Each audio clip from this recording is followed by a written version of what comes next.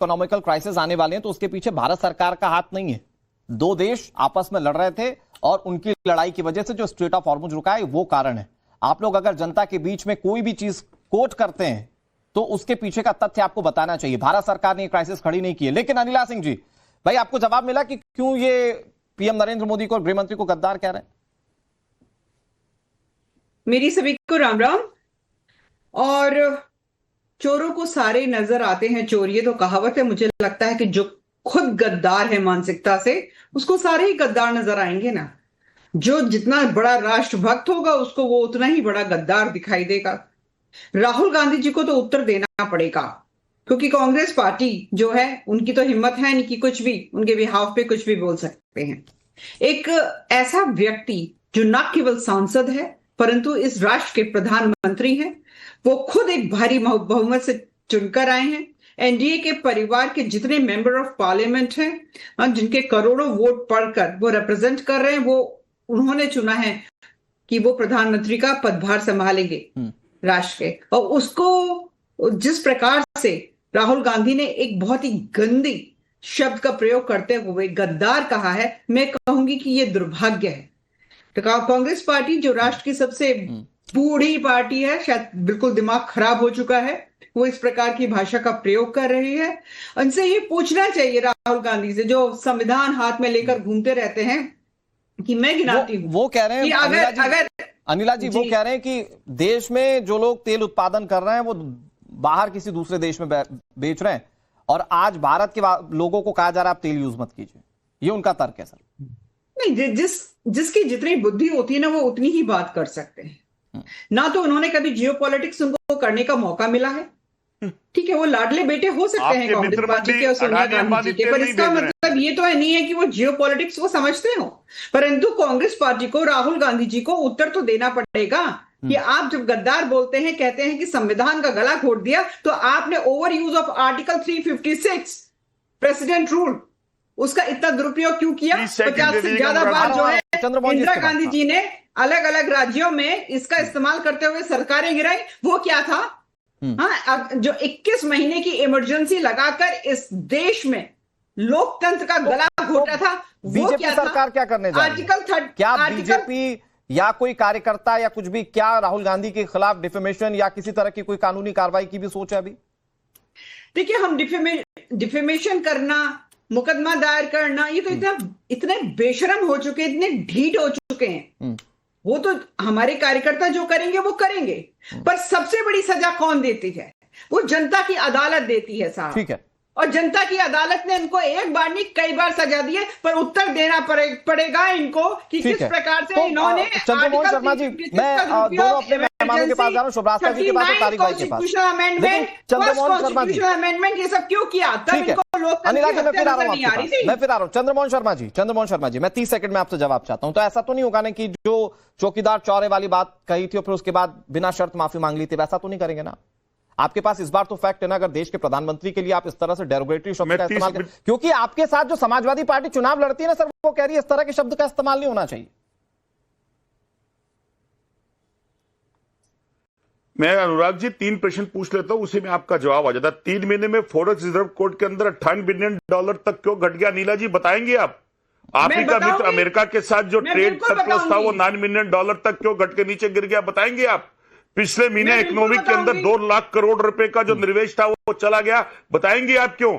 देश का जो व्यापारी है, जो देश छोड़कर 3.5 से 4 लाख व्यापारी छोड़ के जा रहे हैं, बताएंगे उसका क्या कारण है? ये बताएंगे कि देश के अंदर बात तो अनिला जी दे देंगी। का पेपर लीक हो जाता है। गद्दार आप कह रहे हैं देश के प्रधानमंत्री को, इसका कारण बता देंगे आप?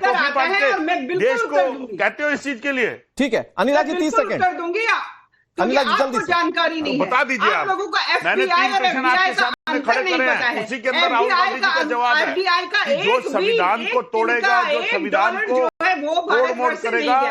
एफपीआई तो फ्लोटिंग होता है इन्वेस्टमेंट। आज भारत में है, कल ब्राजील में है, परसों वियतनाम में है। ठीक है, आप लोगों को यही समझ नहीं है कि एफपीआई और एफडीआई में क्या फर्क पड़ता है। अरे जब आप लोग छोड़कर गए थे, अंडर 300 बिलियन जो है हमारा फॉरेक्स रिजर्व था, आज जो है ऑलमोस्ट 700 बिलियन है। आप लोग बात क्या करते हो? आपके टाइम पे डबल डिजिट इन्फ्लेशन हुआ करता था, लगातार 3 साल जो है 9% इन्फ्लेशन रहा है। आज जब पूरा विश्व युद्ध की विभीषिका को झेल रहा है, भारतवर्ष जो सबसे बड़ी आबादी वाला राष्ट्र है, यहाँ पे अभी भी नहीं, उनको तो मैम ये भी खटक रहा है कि आप मेलोडी चॉकलेट क्यों गिफ्ट कर रही हैं? नहीं, उनको तो ये भी खटक रहा है मैम, लेकिन समस्या ये, तारिक भाई, गद्दार जैसे शब्द का इस्तेमाल होना चाहिए क्या? मुझे तो बड़ा अच्छा लगा कि जब आपके सांसद अवधेश प्रसाद आए, उन्होंने कहा कि नहीं भाई, इस तरह के शब्द का इस्तेमाल नहीं होना है। बड़ा साफगोई से कहा उन्होंने। तो क्या समाजवादी पार्टी का स्टैंड भी यही है कि गद्दार शब्द का इस्तेमाल पीएम के लिए नहीं होना चाहिए? अब कुछ समय ले लीजिए, यहीं पर ढीठ, बेशरम, पागल, इस तरीके के शब्दों का भी इस्तेमाल किया गया, जो भी नहीं ठीक है, लेकिन फिर भी ये तो बीजेपी का आचरण है। ये भी कहा गया कि चुन के आए थे। अच्छा, राहुल गांधी को तो ऐसे बैठाल दिया गया जबरदस्ती, वो चुन के नहीं आए हैं, बाकी मोदी जी चुन के आए, राहुल गांधी बिना चुने आए। ये भी हो सकता है, मान सकते हैं, बीजेपी जो कहे ठीक है। किसी को गद्दार कहना नहीं सही है। क्या राहुल गांधी को गद्दार कहा जाना चाहिए? मैं डेट के साथ लिख के आया हूं, संबित पात्रा, अप्रैल 2025, राहुल गांधी गद्दार। बीजेपी की अधिकृत प्रेस कॉन्फ्रेंस 2024, संबित पात्रा सबसे बड़े गद्दार, बिट्टू टेररिस्ट नंबर 1। प्रधानमंत्री को न बोले गद्दार, इसका मतलब क्या है? राहुल गांधी गद्दार हैं। लोकसभा के अंदर अमित शाह कहते हैं कि कश्मीर का एक हिस्सा सिर्फ नेहरू की वजह से चला गया। यह भी एक तरीके का एंटी नेशनल काम था। आप सुबह से लेकर शाम तक नेहरू, कांग्रेस, गांधी परिवार को जिम्मेदार ठहराते हैं भारत में जो कुछ गलत हुआ। एक तरीके से आप कहते हैं कि वो सब के सब गद्दार। और एक बार आपके लिए कुछ कह दिया गया तो आपने बवाल। सब के सब, जितनी बातें आप करते हैं, जितनी बातें पार्लियामेंट में मोदी जी ने 50 बार इस बात को साबित किया है कि नेहरू जी की 50 गलती की वजह से बंटवारा हुआ और पीओके चला गया, सारी बातें कही गई। उसके बाद खुलेआम राहुल गांधी को यह भी टेररिस्ट भी कहा जाता है, कोई कहता है जीप काट लो, सब सही है। क्यों? क्योंकि राहुल गांधी चुन के नहीं आए हैं, सिर्फ प्रधानमंत्री चुन के। ये लोकतंत्र और भाषा का स्तर पहुंच गया है। अगर राहुल गांधी की तरफ से प्रधानमंत्री के लिए ऐसे शब्द इस्तेमाल किए जा रहे हैं, गलत है और बीजेपी को छूट है। बीजेपी तो मतलब आप ये कहना चाह रहे ना बीजेपी बोले ना कांग्रेस पार्टी बोले? आप ये कहना चाह रहे ना बीजेपी बोले ना कांग्रेस बोले? नहीं, मैं राहुल गांधी को कंडेम कर रहा हूं, ये बीजेपी को कंडेम नहीं कर पाई। ये फर्क है, ये फर्क है। ये अपने अमित शाह साहब को कंडेम नहीं कर पाए। मैंने, देखिए, आपको नहीं रोका ना तारिक भाई, आप जो चीजें गिना रहे हैं, देखिए उसके लिए इंसिडेंटली बहुत सारी चीजें रेफरेंसेस में बताई गई, मसलन चाइना वाला पूरा पार्ट, अच्छा, या जस्टिफाई वाला पार्ट। मैं इसमें नहीं पढ़ रहा हूं तारिक भाई, मैं इसमें नहीं पढ़ रहा हूं, नहीं पढ़ रहा हूं इसमें तारिक भाई। मैं ये कह रहा हूं कि देश के सिटिंग प्रधानमंत्री को अगर हमारे देश का लीडर ऑफ अपोजिशन गद्दार कहेगा तो उसको कैसे एक्सेप्ट कर लिया जाएगा किसी भी रेफरेंस में? कब सुन लीजिए, 10 सेकंड दीजिए, कब सुषमा स्वराज, लाल कृष्ण आडवाणी, अटल बिहारी वाजपेयी को गद्दार कहा गया? लीडर ऑफ अपोजिशन वो भी थे।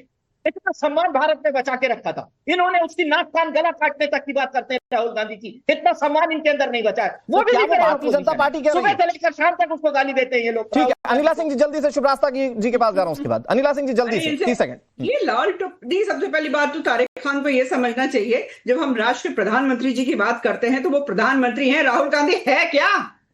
मैम लीडर राहुल गांधी प्रधानमंत्री है, राहुल गांधी राष्ट्रपति है, राहुल गांधी मुख्यमंत्री है, राहुल गांधी है क्या? मुझे लगता है इतना सम्मान तो आपको भी देना पड़ेगा। रखा है जनता ने बनाया।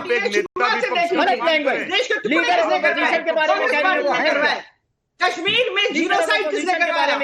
सुन लीजिए, कश्मीर में जीनोसाइड किसने करवाया? कांग्रेस पार्टी ने करवाया। पंजाब में खालिस्तान मूवमेंट किसने शुरुआत करवाई? किसकी शहर में शुरुआत हुई? इनकी शहर में शुरुआत हुई। दक्षिण में चले जाइए, इंडिया मूवमेंट देख लीजिए, किसकी शहर से शुरू हुआ, कैसे हुआ, उसके पीछे कौन था, उत्तर आपको मिल जाएगा अच्छी तरीके से। और आप गुजरात की भी बात करिए, चाइना के साथ पीछे से हाथ पकड़े हुए हैं, डोनेशन लेते हैं, उनको गद्दार ठीक है, तारिक भाई एक मिनट, अनिला सिंह, तारिक भाई एक मिनट, दोनों की आवाज प्लीज कम कर दीजिए, मेरे पास लिमिटेड वक्त है, प्लीज, हो गया।